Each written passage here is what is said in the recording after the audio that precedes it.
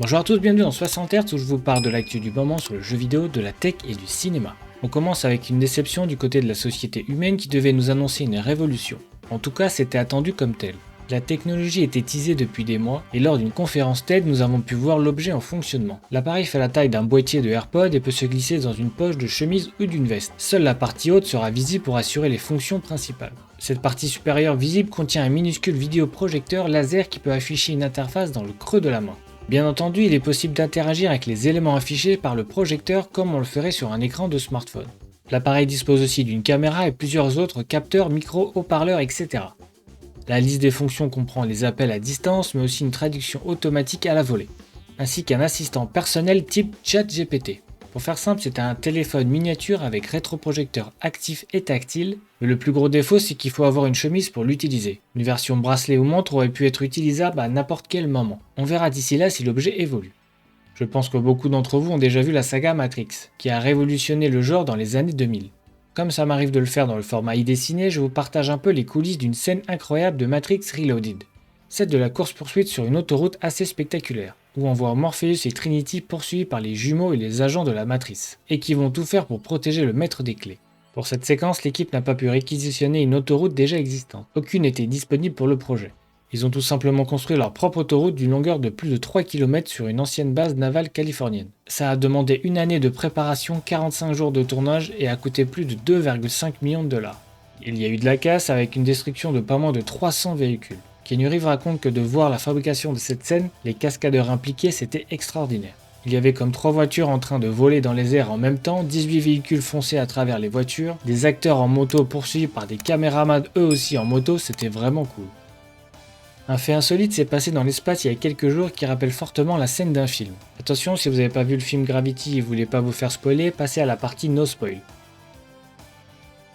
Dans une scène du film, le personnage de Sandra Bullock, qui est piégé dans une capsule spatiale russe, avec peu d'espoir de survie, rentre en contact avec une voix masculine, parlant à la radio dans une langue étrangère. On entend aussi un chien qui aboie et un bébé qui pleure. Dogs, you know. Woof woof. Dogs.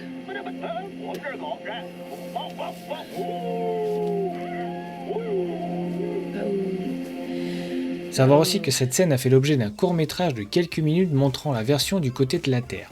Eh bien, cette scène improbable est arrivée à 2 astronautes russes qui ont réalisé une sortie extérieure de la station spatiale. Retransmis en direct alors que l'ISS survolait l'Argentine, la voix d'un chauffeur de taxi s'est fait entendre au milieu des communications entre la Terre et l'espace. Je vous laisse écouter.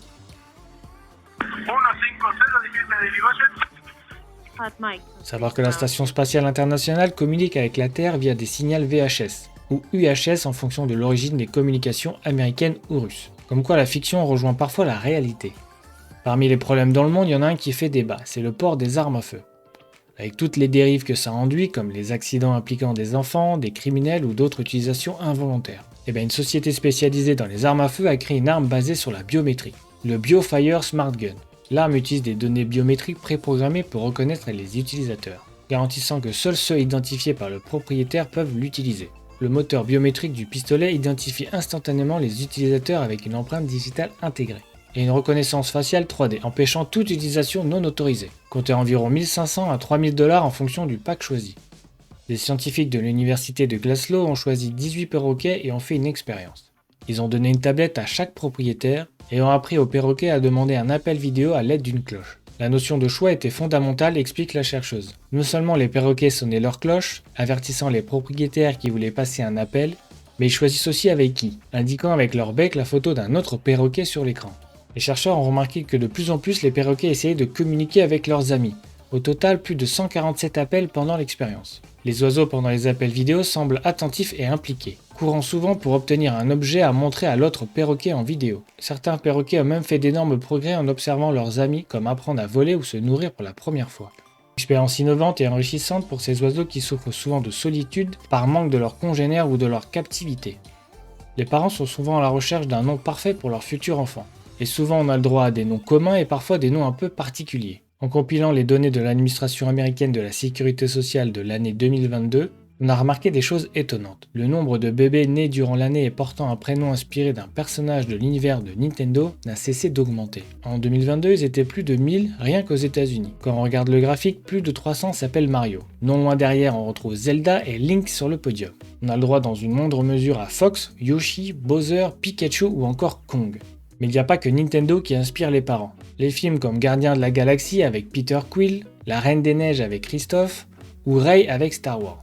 Plus étonnant encore, 10 000 personnes s'appellent Thanos aux États-Unis. Et vous, connaissez-vous ou portez-vous un nom qui a pour référence un film ou un jeu vidéo? Comme vous le savez, on est entouré de codes barres dans notre vie de tous les jours, de la boîte de lait à notre téléphone en passant par nos vêtements. Et bien le code barre classique devrait disparaître petit à petit, et être remplacé par son grand frère le QR code, qui contient plus d'informations et sera plus facile d'utilisation avec les technologies du futur. Mais avant que cela arrive, savez-vous qu'on pouvait faire de la musique avec des codes barres?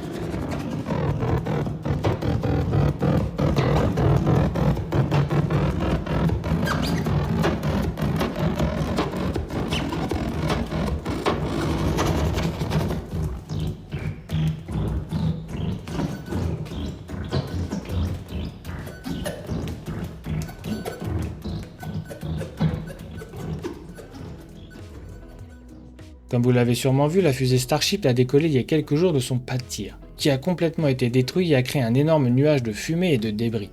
Pour éviter ça, les fusées comme Ariane ont généralement un déluge d'eau qui se déverse au moment du lancement.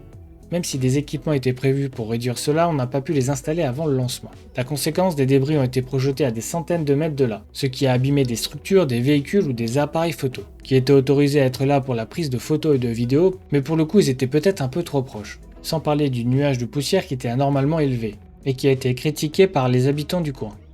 On peut les comprendre, malgré cela on a pu avoir des images assez fous comme dans cette vidéo qui montre la fusée avec des détails impressionnants.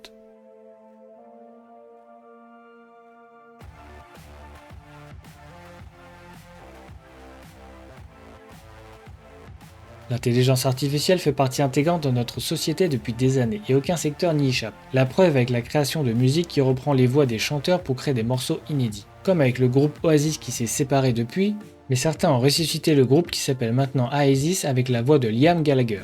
Je vous laisse quelques extraits, c'est assez impressionnant quand on connaît la voix et le style du groupe.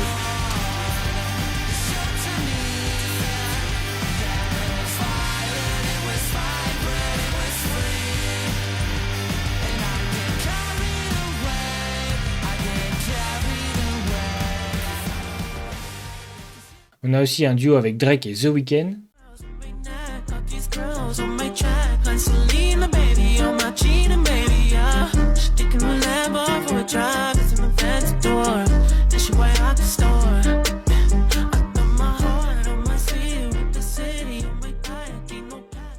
On passe aux actus en vrai. Si vous aimez les cartes Pokémon, il existe un coffret spécial en collaboration avec l'artiste Yu Nagaba, avec les différentes évolutions des Evoli.